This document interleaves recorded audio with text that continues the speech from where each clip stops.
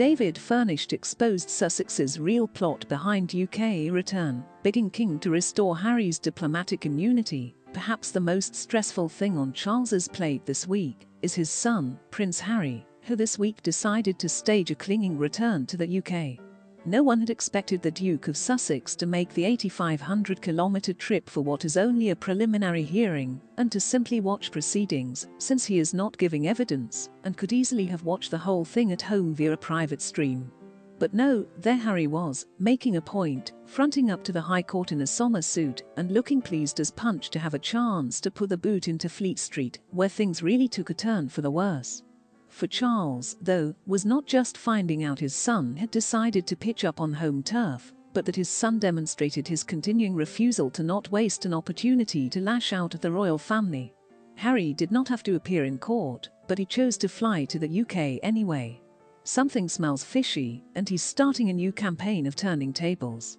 A source close to David Furnish, who is Elton John's husband, leaked that a Harry return to London was just an excuse for Harry to meet King Charles, before it was rumoured that the King revoked Harry's diplomatic immunity after Harry's spare was released. That partially affected Harry's visa extension in the US, as well as later divorce proceedings. So now Harry returns to home country to ask his father to restore his diplomatic immunity. I can see how it would appear that way. But also, King Charles' calendar is planned twice a year and covers many months.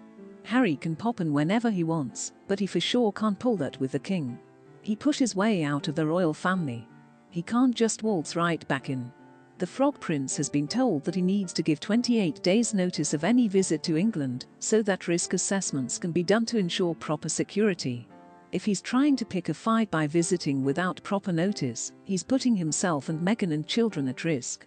After the coronation is out of the way, the palace will be prepared to take the gloves off a bit and fight back a bit more. And there may be more leaks to counteract, and the Harkle nonsense they're trying to avoid drama at all cost in the run-up to the event. In other news, King Charles has slimmed down the expected guests of his upcoming coronation on May the 6th, due to health and safety issues, claims one royal expert. The King of England is set for a celebration of his ascent to the throne, an event which will feature fewer guests than his mother, Queen Elizabeth II, did back in 1953. A royal expert, speaking to the Daily Star, has since explained the changes likely due to health and safety issues. Beyond issues of health and safety at the Abbey, the King's continued modernization of the royal family could play its part in the short guest list by gutting his invites down from the hefty 8,300 sent out for Queen Elizabeth's coronation to a comparatively small 2,000. The King Charles marked another major change to the royal family. Dr. David Crankshaw, lecturer in the history of early modern Christianity at King's College London, said one reason may be to do with modern communications.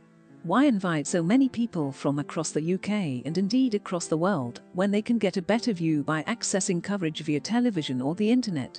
Another reason may be to do with cost, especially given inflation and the cost of living crisis. Dr. Crankshaw added that those who the King is personally friendly with likely have maintained a spot on the guest